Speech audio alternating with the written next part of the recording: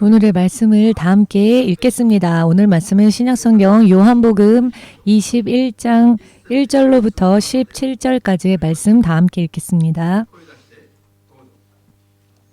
그 후에 예수께서 디베라 바다에서 또 제자들에게 자기를 나타내신 일이 이러하니라. 시몬 베드로와 디두모라 하는 도마와 갈릴리 가나 사람 나다나엘과 세베대의 아들들과 또 다른 제자 둘이 함께 있더니 시몬 베드로가 나는 물고기 잡으러 가노라 하매 저희가 우리도 함께 가겠다 하고 나가서 배에 올랐으나 이 밤에 아무것도 잡지 못하였더니 날이 새어갈 때에 예수께서 바닷가에 서셨으나 제자들이 예수신 줄 알지 못하는지라. 예수께서 이르시되 얘들아 너희에게 고기가 있느냐 대답하되 없나이다. 가라사대 그물을 배 오른편에 던지라 그리하면 얻으리라 하신대 이에 던졌더니 고기가 많아 그물을 들 수 없더라. 예수의 사랑하시는 그 제자가 베드로에게 이르되 주시라 하니 시몬 베드로가 벗고 있다가 주라 하는 말을 듣고 겉옷을 두른 후에 바다로 뛰어내리더라. 다른 제자들은 육지에서 산 거가 불과 한 50간쯤 되므로 작은 배를 타고 고기 든 그물을 끌고 와서 육지에 올라보니 숯불이 있는데 그 위에 생선이 놓였고 떡도 있더라. 예수께서 가라사대 지금 잡은 생선을 좀 가져오라 하신대 시몬 베드로가 올라가서 그물을 육지에 끌어올리니 가득히 찬 큰 고기가 153마리라. 이같이 많으나 그물이 찢어지지 아니하였더라. 예수께서 가라사대 와서 조반을 먹으라 하시니 제자들이 주신 줄 아는 고로 당신이 누구냐 감히 묻는 자가 없더라. 예수께서 가셔서 떡을 가져다가 저희에게 주시고 생선도 그와 같이 하시니라. 이것은 예수께서 죽은 자 가운데서 살아나신 후에 세 번째로 제자들에게 나타나신 것이라. 저희가 조반 먹은 후에 예수께서 시몬 베드로에게 이르시되 요한의 아들 시몬아 내가 이 사람들보다 나를 더 사랑하느냐 하시니 가로되 주여 그러하외다 내가 주를 사랑하는 줄 주께서 아시나이다.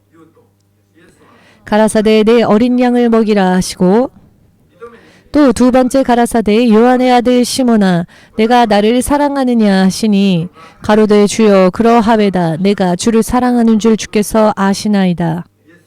가라사대 내 양을 치라 하시고 세 번째 가라사대 요한의 아들 시몬아 내가 나를 사랑하느냐 하시니 주께서 세 번째 내가 나를 사랑하느냐 하심으로 베드로가 근심하여 가로되 주여 모든 것을 아시오매 내가 주를 사랑하는 줄을 주께서 아시나이다. 예수께서 가라사대 내 양을 먹이라.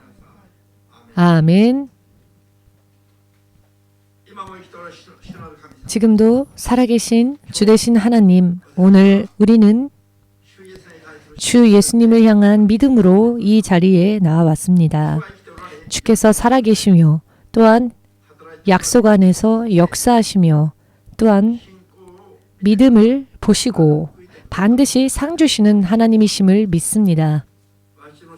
우리의 믿음의 목적이 바르게 달성되어지고 한 사람도 남김이 없이 천국을 유업으로 받을 수 있도록 또한 이 세상에 사는 동안에도 약속 안에서 풍성한 예비하신 축복 안에 복음의 증인으로 사는 데 손색이 없도록 영육혼 모두 강건케 하여 주시옵소서. 오늘의 예배를 통하여 반드시 더욱 신앙이 성장할 수 있도록 틀림없이 주님과 동행하는 삶으로 나아갈 수 있도록 인도하여 주시옵소서. 예수 그리스도의 거룩하신 이름으로 기도합니다. 아멘.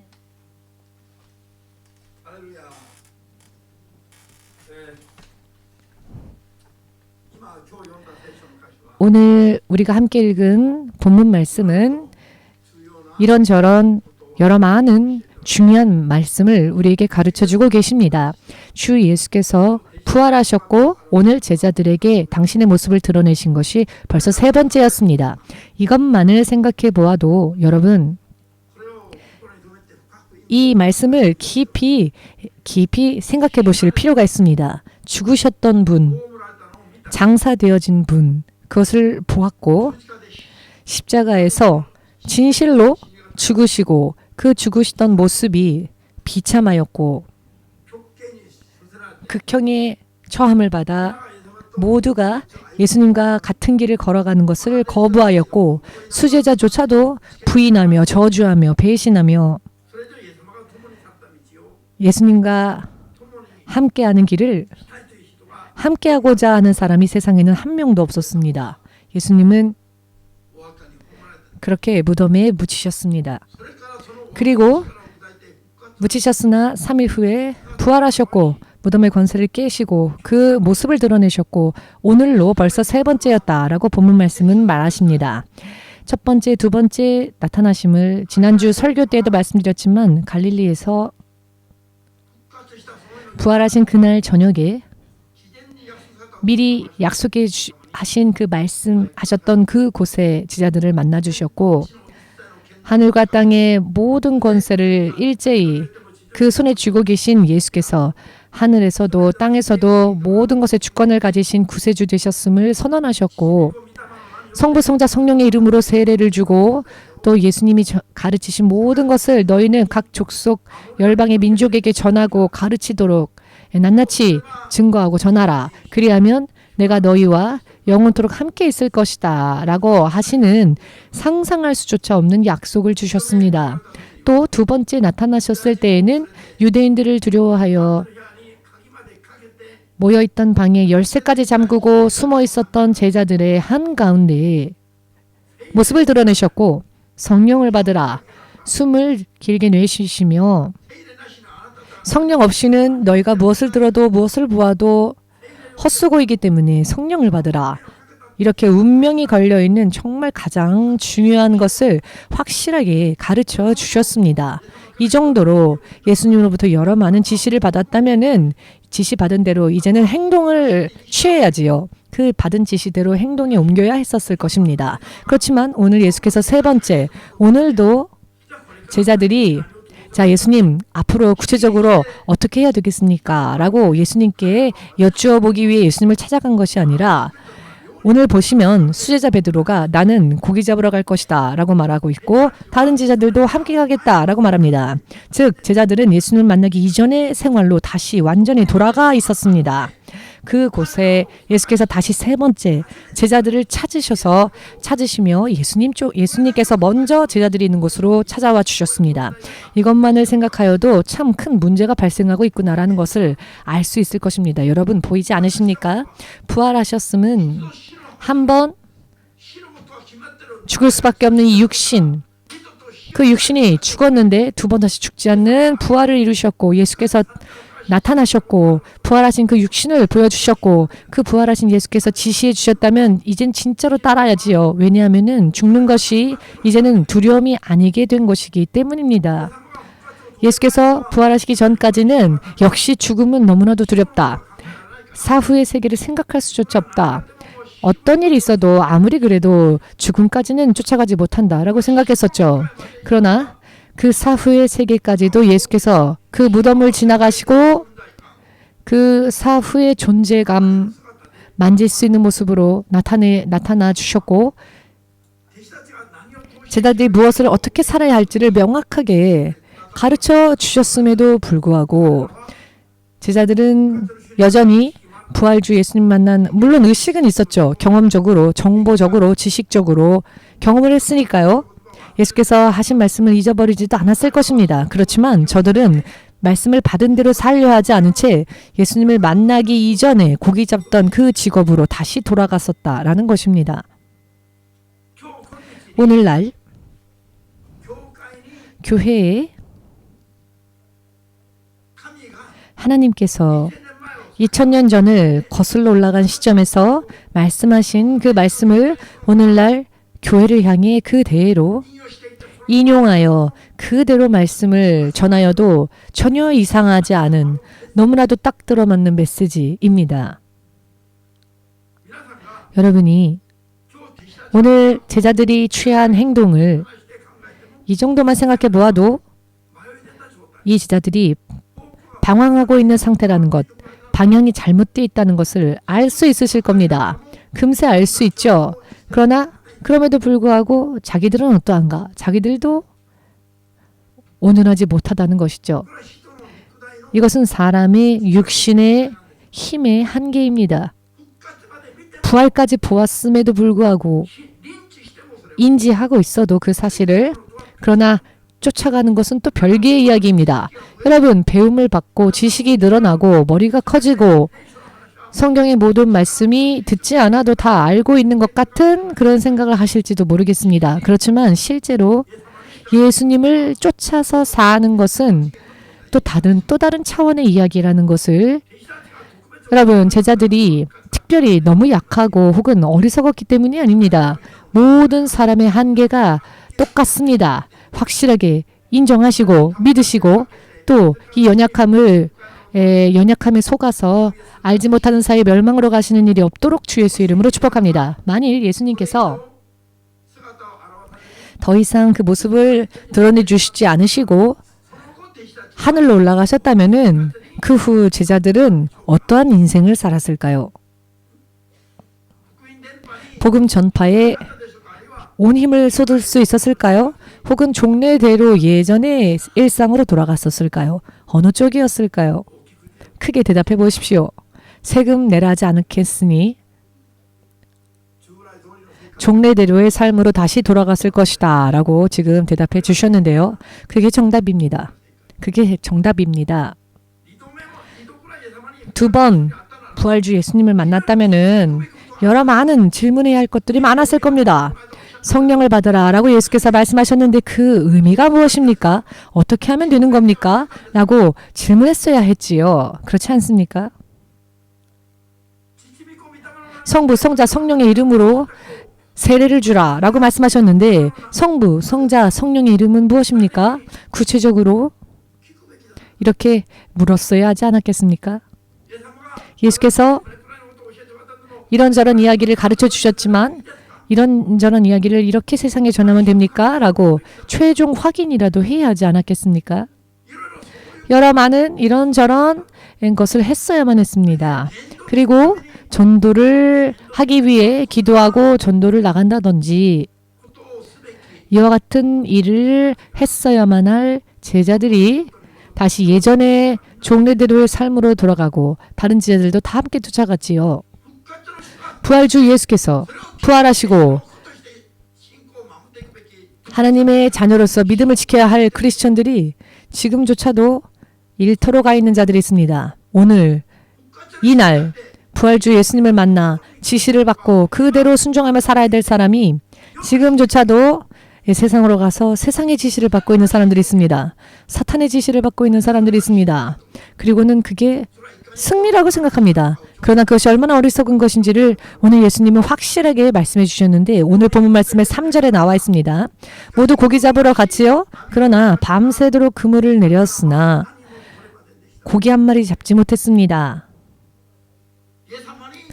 예수님께 우선적으로 예수님을 섬기지 못한 채 세상의 것을 우선적으로 섬긴 사람의 인생의 결과가 어떻게 되는지 한눈에 보고 알 수 있게 기록해 주셨습니다. 아멘 되십니까?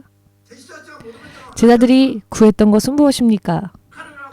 저들이 만일 하나님의 말씀대로 살았다면은 하나님의 사람으로서 말씀을 쫓아 순종하며 살았더라면 먹을 것, 마실 것, 살 것 이와 같은 것은 하나님께서 알아서 예비해 주셨을 것입니다.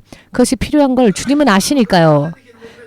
그러나 필요하지만 그와 같은 것들을 먼저 구하지 않고 하나님의 나라와 의를 먼저 구하였기 때문에 육신에 필요한 것은 마태복음 3장에 나와 있는 말씀처럼 하나님께서는 그의 나라와 의를 먼저 구하면은 우리에게 필요한 것들을 우리가 구하지 않아도 채워주신다 하셨습니다. 그렇지만 그와 같은 것을 구하지 않은 채 제자들은 이방인들과 마찬가지로 먹을 것, 입을 것, 육신으로 필요한 것을 우선적으로 구하여 갖고 다른 제자들도 다 쫓아갔습니다. 과연 이 사람들이 크리스천이라 할 수 있을까요? 혹은 믿지 않는 이방인들과 다를 바 없을까요? 이방인들과 다를 게 없습니다. 그렇기에 저들의 노력의 결과는 아침이 되었을 때 텅 빈 그물뿐이었습니다. 한 마리도 고기를 잡지 못했습니다. 아멘 되십니까? 세상 안에 있는 것을 우선적으로 구한 사람의 인생은 벌거벗은 몸으로 왔다가 벌거벗은 몸으로 갑니다. 이런 이야기를 이해할 수 없는 사람들은 어딘가 화장터에라도 한번 견학을 가보십시오. 견학을 가보면 입고 있는 것도 다 불타버리고 반지, 틀니, 금이빨 이와 같은 거 다 남는데요. 남는 것은 그곳에서 일하는 사람들이 다 가져가 버립니다. 그냥 뼈만 남아있는 재만 돌려줍니다. 금속물 다 가지고 있어도 그 인부들이 다 빼가 버립니다. 유족에게 절대 안 줍니다. 그냥 뼈만 남겨줍니다. 태어났을 때 예를 들어서 저는 귀걸이를 하고 태어났습니다 하는 분 있으십니까? 없으시죠? 세계 최고의 부자도 금반지 하나 끼지 않고 태어났습니다.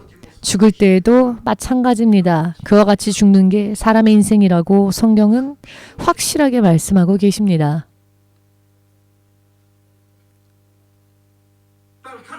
그렇기에 하나님을 쫓아가지 않고 자기의 노력대로 살았던 사람들의 인생의 허무함을 오늘 21장 3절 말씀에 확실하게 기록이 되어져 있지요. 그때에 예수께서 제자들을 만나 주셨고 배의 오른편에 그물을 내려라 라고 말씀하셨습니다. 물론 저들은 밤새도록 그물을 내렸었기에 그물 오른편뿐 아니라 왼편에도 다 내려봤겠지요. 그러나 잡지 못했습니다. 그러나 예수께서 다시 한번 지시를 내리십니다. 지시를 내리신 대로 행하였더니 그 그물이 153마리나 큰 고기로 가득 찼지요. 여러분들이 낚시를 했을 때 생선을 생각하시면 안 됩니다. 고기. 여러분들이 낚시하면은 대체적으로 이 정도 사이즈의 물고기지요. 153마리가 요 정도밖에 안 될 수도 있습니다. 여러분들이 잡은 물고기로 생각한다면. 그러나 오늘은 그렇지 않습니다. 153마리, 1m, 2m 있을지도 모릅니다. 그 정도 사이즈가. 왜냐하면은 153마리가 잡혔는데 그물이 찢어지지 않았다라고 기록되어져 있지 않습니까? 그 정도로 사실은 그물이 찢어져도 이상하지 않을 정도로 큰 물고기를 대량으로 잡았다라는 것을 알 수 있습니다. 아멘 되십니까? 그러나 그럼에도 불구하고 그물이 터지지 않았다, 찢어지지 않았다. 이것에 의미가 있습니다. 예수님을 따라간 결과는 그 주머니에 아무리 많은 것을 넣어도 찢어지지 않아 새지 않습니다. 그러나 세상을 먼저 향해 달려갔던 사람의 주머니는 그 지갑에 구멍이 뚫려서 그 전대에 구멍이 쳐서 학계 일장에도 나와 있지만 가지고 있던 것이 다 새어나가 버립니다. 하나님의 약속이 아닌, 약속대로가 아닌, 하나님을 섬긴 대로의 결과가 아닌 자기의 노력의 결과대로 자기 전대에 자기 주머니에 물건을 채우면 악어 지갑, 악어로 만든 지갑 있지 않습니까? 악어 가죽. 악어 가죽으로 지갑을 만들어도 그 지갑이 찢어져서 새버립니다. 자연이 새는 게 아니라 학계 일장을 보시면 하나님께서 그것을 찢어버리신다 하셨습니다. 경고하셨습니다. 그러나 하나님의 말씀을 예를 들어서 이 제자들은 고기를 잡는 전문가들 아니었습니까? 고기를 잡는 전문가들이 밤새도록 그물을 내렸어도 잡지 못했는데 하나님의 말씀으로 그물을 내렸더니 그곳이 황금어장이 되었습니다. 아멘 되십니까? 그러나 153마리라고 하는 보통은 그물이 찢어질 정도로 많이 잡혔다라는 의미인데 오늘의 그물은 찢어지지 않았다라는 것. 왜 그랬을까요? 하나님을 순종한 결과 주께서 예비해 주신 축복은 새는 일이 없습니다. 세상에서도 충만해지며 하나님 나라에서도 충만해지는 이 약속을 확실하게 믿으시기를. 아멘. 이 세상에 있어서의 실패는 열심히 일을 했는데 남는 게 없다. 모든 실패의 결과는 하나님을 순종하지 않았기 때문입니다. 자기들만의 노력으로 했기 때문입니다. 아멘 되십니까? 이것은 보고 난 다음에 깨달으려고 하려면 인생 전부 다 끝나고 난 뒤입니다. 그러니 사전에 알려주시는 겁니다. 내 인생 더 이상 소망이 없다. 더 이상 기쁨도 없으며 즐거움도 없다. 나는 이제 나이가 들었다. 라고 하기 전에 청춘의 날 때에 이것을 우리에게 전해주시는 이유는 그때가 되어서 돌이킬 수가 없게 되었을 때 영원한 실패자가 되게 하지 않게 하시기 위하여서 청년의 날 때에 이것을 기억하라. 전도서 12장의 말씀을 믿으신다면 아멘으로 주님께 영광 돌리시기 바랍니다.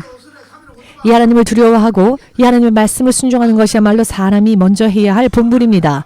본분이란 무슨 뜻일까요? 본분, 반드시 해야 할 것, 먼저 해야 하는 것이 본분입니다. 아멘 되십니까? 선생님이라면 먼저 가르쳐야죠. 목사라면은 말씀을 전해야 합니다. 이것이 각자의 본분입니다.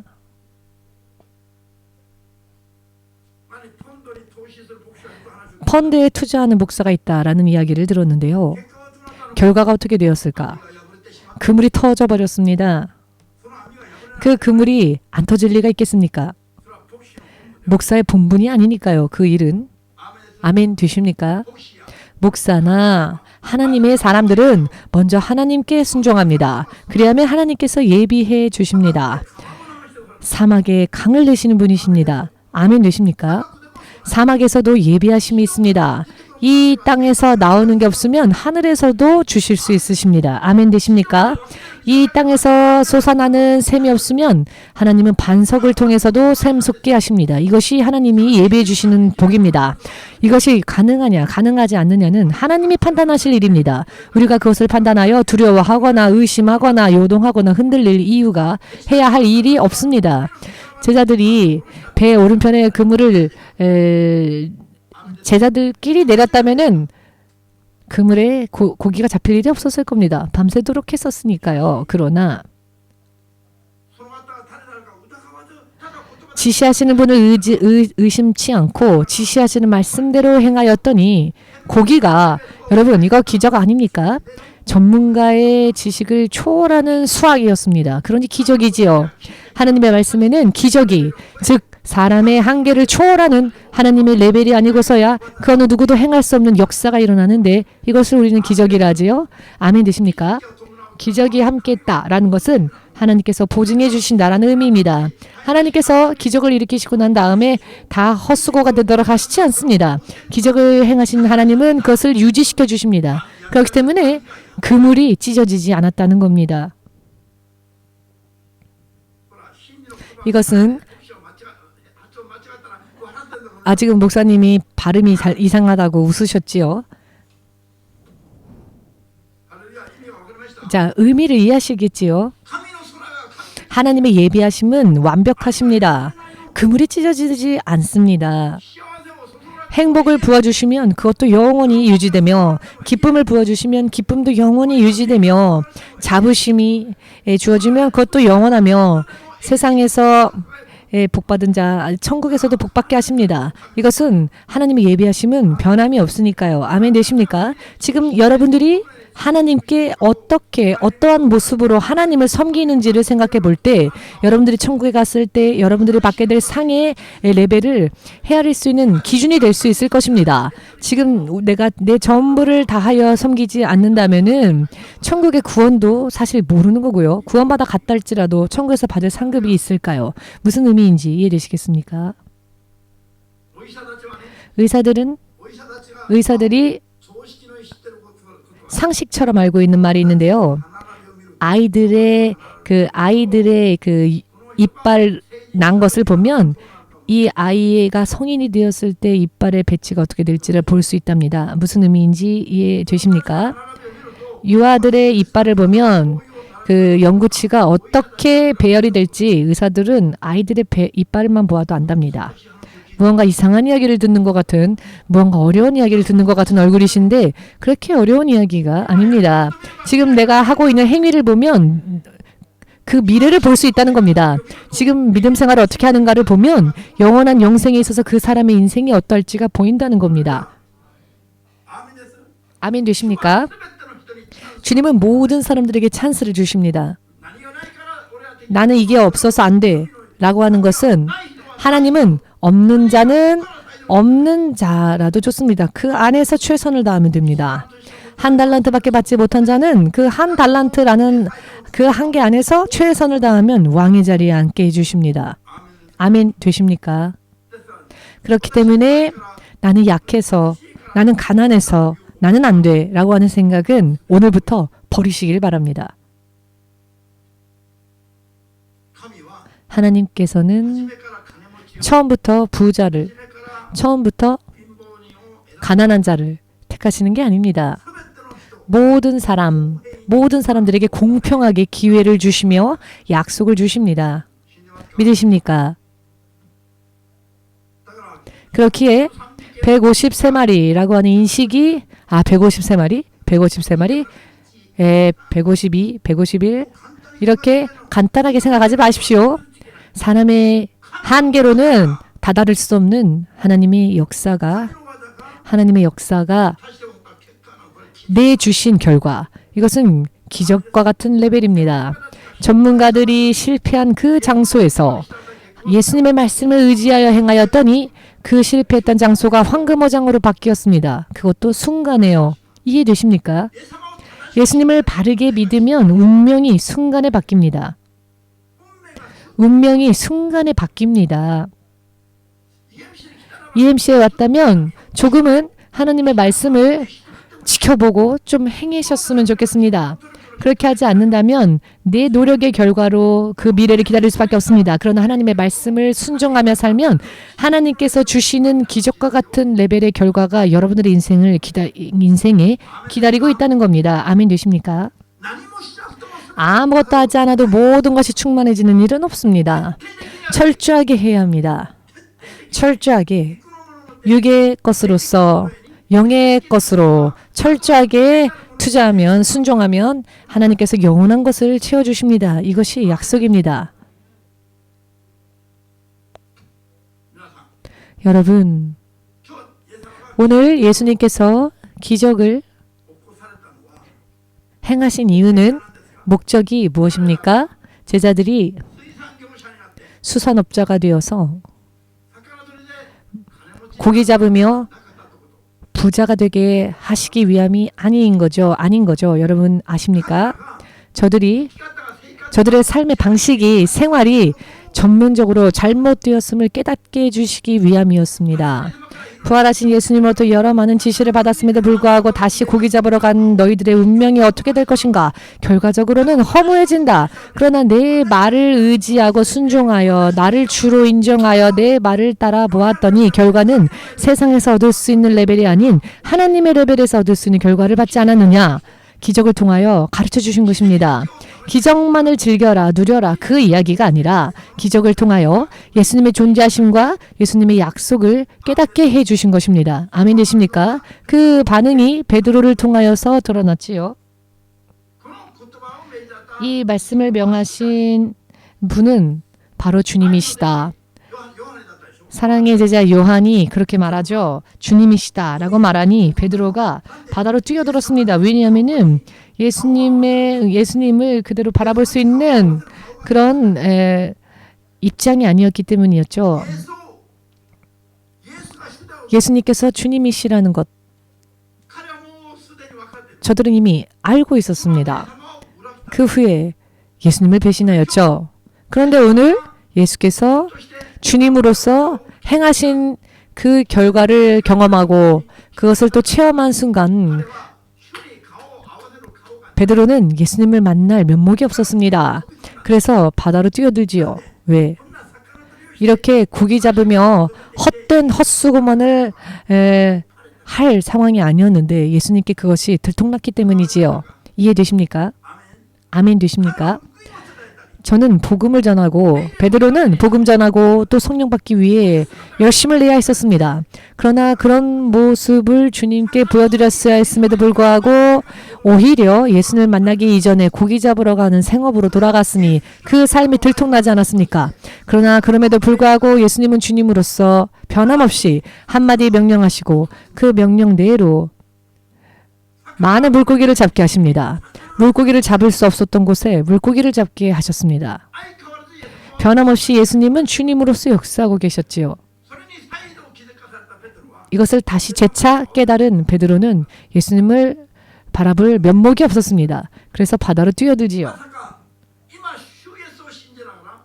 설마 주 예수를 믿으면서 아직도 이런 헛된 삶을 사는 분은 안 계시겠죠?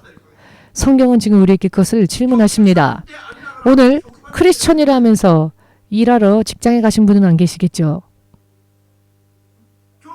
오늘 크리스천이라 하면서도 가게를 차리고 손님을 기다리는 분은 안 계시겠죠? 지금 그런 이야기가 아닙니까? 그런 사람은 내일이 허무해질 겁니다. 그 사람의 인생은 그 마지막에 허무해질 겁니다. 아무것도 남는 게 없을 겁니다. 이해되십니까? 그렇지만 예수님이 지금도 부활주로서 하늘로 올리우셨으나 변함없이 성령으로서 세상에 있는 크리스천들과 함께 하심을 인정한다면 성령의 지시를 쫓아 살아야 하지 않겠습니까? 그리하면 당신의 인생의 그물은 터지지 않습니다. 터지지 않습니다. 그것도 영원한 것이 됩니다. 이와 같은 약속이 전부 지금 여기에 포함되어 있습니다. 오늘의 베드로는 방황하고 있는 상태였지요. 길을 헤매고 있는 상태였습니다. 탈선 상태였습니다. 그대로라면 그는 무슨 일을 하더라도 그 결과가 헛되었을 겁니다. 아멘 되십니까? 양심의 가책이 남아있었으니 그나마 다행 아닙니까? 예수님을 바라볼 면목이 없었으니 그나마 다행이지 않습니까? 이런 일을 하면서도 전혀 양심의 가책에 한 조각도 없는 사람들도 있습니다. 죄에 대한 의식이 전혀 없는 사람들도 있습니다. 회개할 수 있는 찬스조차 얻지 못한 채 망합니다. 회개할 수 있는 기회조차 잡지 못한 채 그런 사람은 영원히 망합니다. 사람은 얼마든지 범죄할 수 있습니다. 왜냐하면 죄인으로 태어났으니까요. 틈이 있으면 또 범죄합니다. 그렇지만 양심의 가책까지 잃어버린다면 끝입니다. 양심에 화인 맞은 상태가 되어버리면 아무것도 느끼지 못하게 되며 그때에는 회개조차 못합니다. 그러면 그 인생은 끝입니다. 죄를 범하면서도 베드로에게는 아직도 양심의 가책이라는 게 남아있었습니다. 예수님을 바라볼 면목이 없어서 바다로 뛰어내려갔다. 이것은 무슨 뜻일까요? 송구한 마음을 고백하는 행위 아니었을까요? 예수님 죄송합니다 라고 하는 의미가 아니었을까요?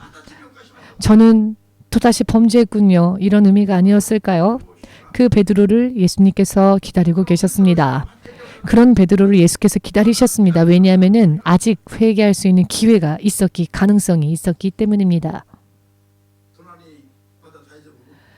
옆 사람한테 물어보십시오. 당신은 아직 괜찮으십니까? 주님께서 당신을 기다리십니다. 할렐루야. 아멘 되십니까?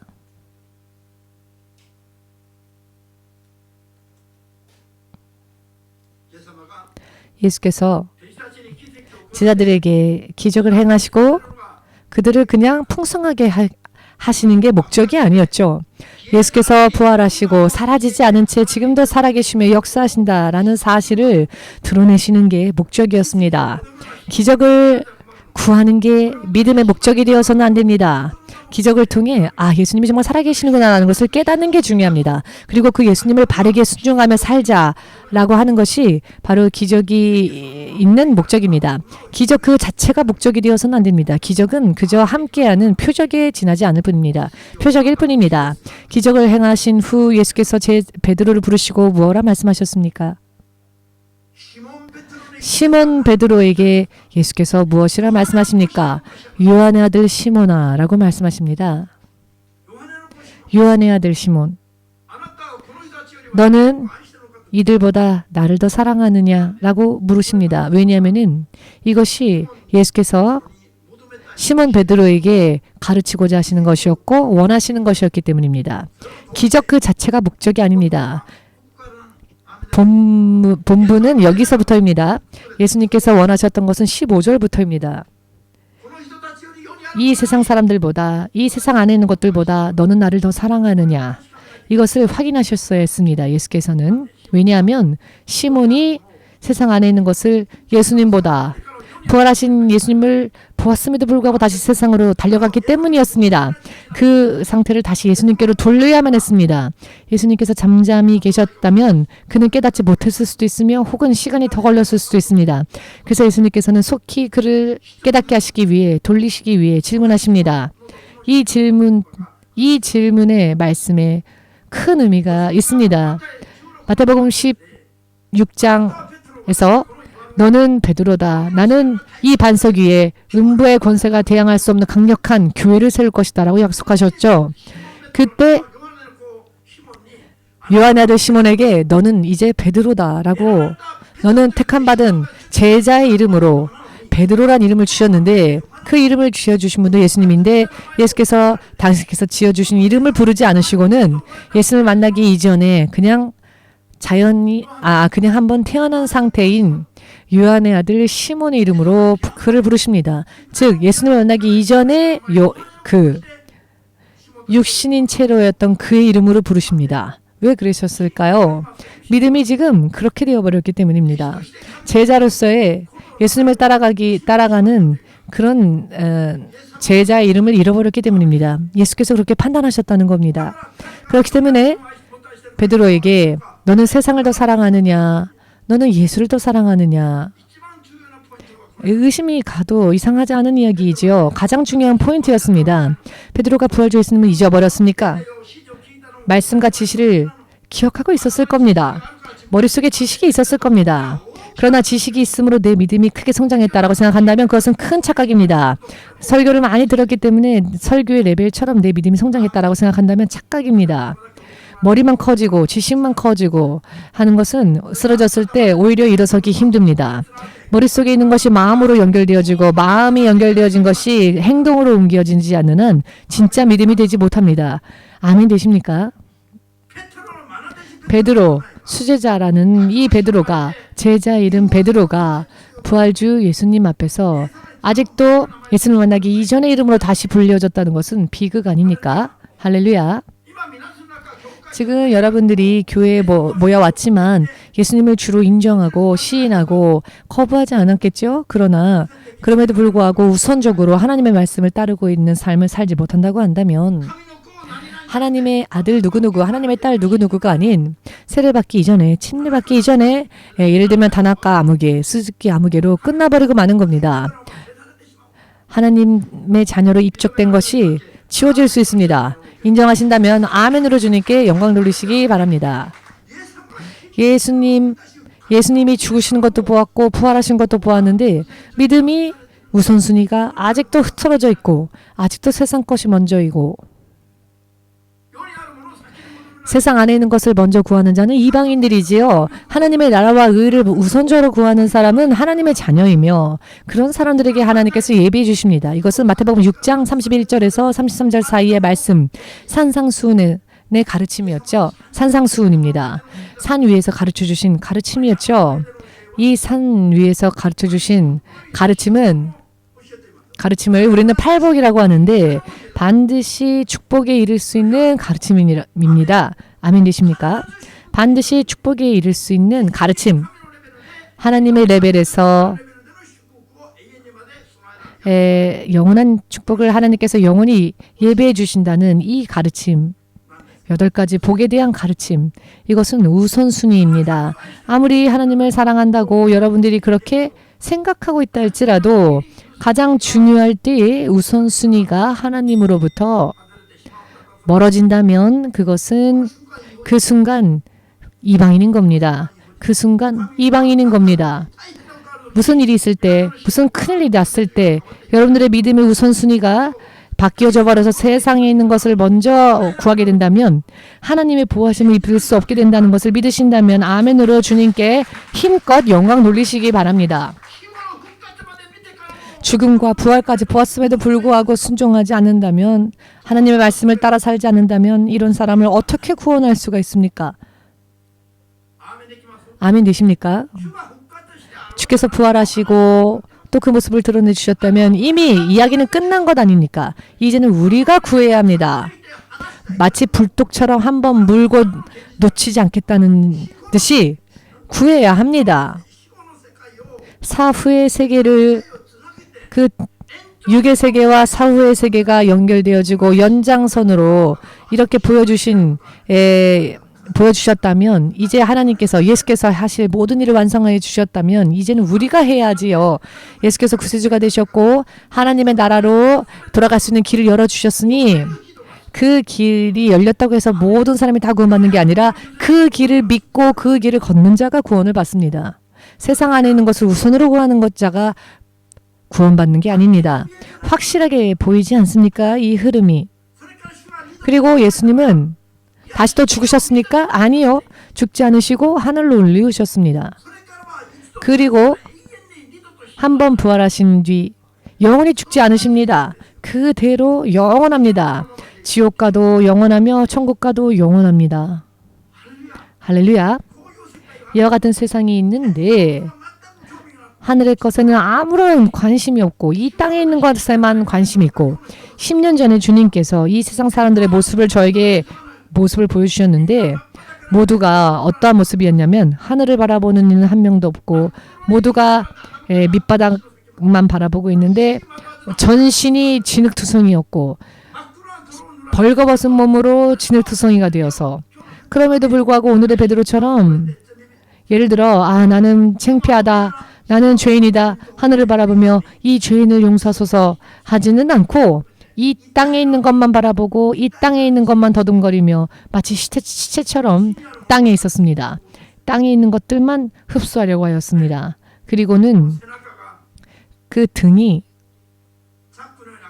마치 지퍼처럼 열려져서 내장이 보이는데 그 내장이 다 썩어가고 있었습니다. 그런 사람들의 영적인 모습을 주님께서 보여주신 겁니다. 크리스천조차 하늘의 것을 바라보지 않고 이 세상 것만 바라보며 세상 것을 따라간다. 제가 질문했을 때 예수님께서 그렇게 보여주셨습니다. 하나님의 눈에는 세상 안에 있는 사람들이 어떻게 보이십니까? 라고 제가 질문했을 때 이런 모습을 주님께서 보여주셨습니다. 그 광경을 본 순간 정말 토할 것 같았습니다. 왜냐하면 썩어가고 있었기 때문입니다. 영적인 모습이 말입니다. 무슨 의미인지 이해가 되십니까? 여러분 세례 받으실 때, 침례 받으실 때 하나님의 자녀 누구누구라고 말하지 않습니까? 그 전까지의 이름이 아닌 이제는 하나님의 자녀로서 하나님의 생명책에 내 이름이 기록되어지기 위하여 하나님의 아들 누구누구, 하나님의 딸 누구누구 이렇게 고백하고 그 다음에 침례를 받지 않습니까? 그리고 내가 죄인으로 살았던 모든 것을 물속에다 장사 지내고 물 위로 올라올 때는 부활하신 예수님과 함께 연합되어 자신도 영원한 생명을 살기 위해 침례를 받는 것 아닙니까? 아멘 되십니까? 그렇지만 제자들은 부활을 보았음에도 그 삶은 예전으로 돌아가 있었습니다. 이것으로는 안 됩니다. 그렇기 때문에 예수님이 마지막에 무엇이라 말씀하십니까? 어디도 가지 마라. 성령이 임하실 때까지 너희는 예루살렘에 머물러 있어라. 사도행전 1장 4절을 보시면 어디도 가지 말아라. 성령 받기까지 아무것도 가지 말아라 라고 말씀하십니다. 이 정도로 심각합니다. 오늘날 이 일본 땅에서 성령을 알고 또 성령의 인도하심을 받고 성령과 함께 동행하는 사람들은 과연 얼마나 있을까요? 신학교에서 성령에 대해 가르치지 않습니다. 과목이 있다 할지라도 수박 겉핥기식입니다. 이 상황이 심각하지 않습니까? 주님을 믿노라 하면서도 세상을 향해 달려가고 있지 않습니까? 자유주의 신학이 이 나라의 신학을 지배하고 있습니다. 여러분, 내 뜻대로 살고 싶다면 왜 예수님을 믿습니까? 내 마음대로 내 뜻대로 산 죄가 예수님을 십자가에 못 박았다면 그것을 회개하고 이제는 예수님을 순종하는 삶으로 바꿔야 하지 않겠습니까? 이것이 거듭남이며 거듭나지 못한 사람은 천국을 갈 수 없다 하셨습니다. 그런데 거듭남은 스스로 할 수 없습니다. 주 예수의 성령을 의지하지 않고서는 거듭남을 이룰 수 없습니다. 이렇게 확실하게 또한 알기 쉽게 초등학생도 들으면 알 수 있는 말로 예수님은 우리에게 가르쳐 주셨는데 박사 칭호를 몇 개를 따도 이해를 못합니다. 목회자가 되었어도 모릅니다. 몇 년이나 교회를 다녀도 이런 문제를 알지 못합니다. 갈급함이 해소되지 못한 채 변함없이 육신의 레벨에서 맹목적으로 살고 있습니다. 오늘의 제자들은 153마리라는 고기를 잡았으나 기뻐하지 못했죠? 왜냐하면 죄송했기 때문입니다. 죄송하다는 의식이 있었기 때문이 아니었을까요? 그렇게 고통 속에서 죽으셨으나 부활하신 예수님을 보았음에도 불구하고 자신들은 여전히 예수님과 반대의 길을 걸어가고 있었다는 것에 대한 양심의 가책이 있었을 겁니다. 모두가 입을 다문 채 아마도 이렇게 있었겠지요. 식사를 하면서도 그냥 묵묵히 먹기만 했겠지요. 죄송했기 때문에. 여러분들이 우선적으로 주님을 따라가는 믿음이 없었을 때에는 죄송한 마음이라도 없으면 안 됩니다.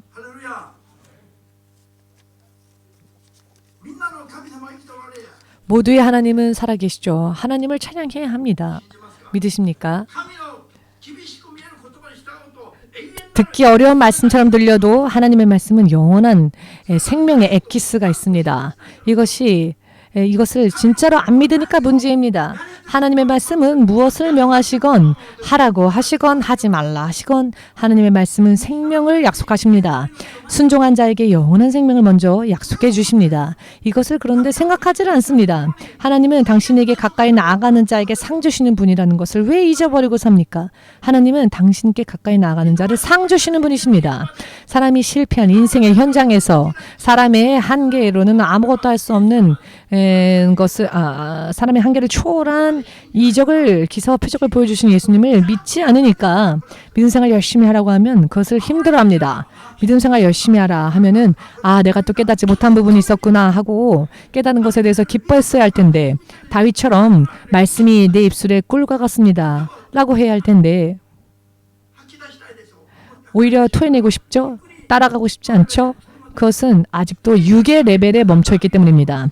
성령 충만함을 받으면 이 말씀을 내가 왜 놓치고 살았을까? 이 말씀을 지켜야 되겠다. 말씀이 달콤하게 느껴집니다. 성령 충만하면요. 그러나 육의 생각으로 들으니까 오늘도 교회 가서 정말 너무너무 많이 들어서 정말 귀에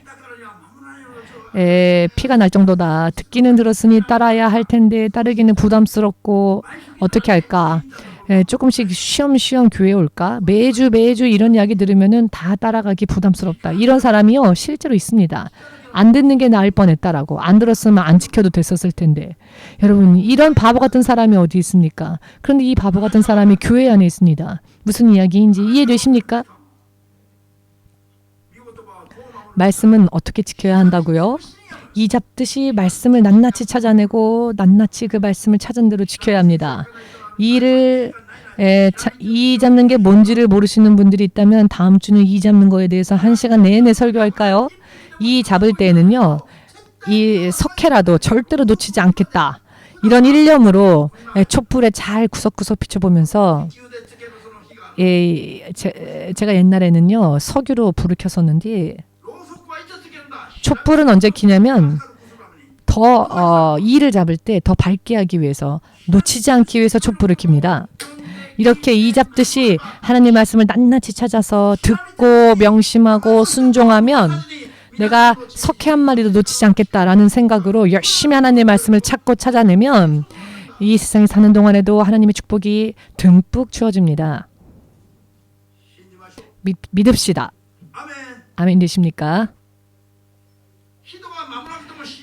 사람이 지키지 않아도 구하지 않아도 믿지 않아도 예수님은 변함없이 부활주로서 지금도 역사하십니다. 지금도 여러 많은 지시를 내리십니다.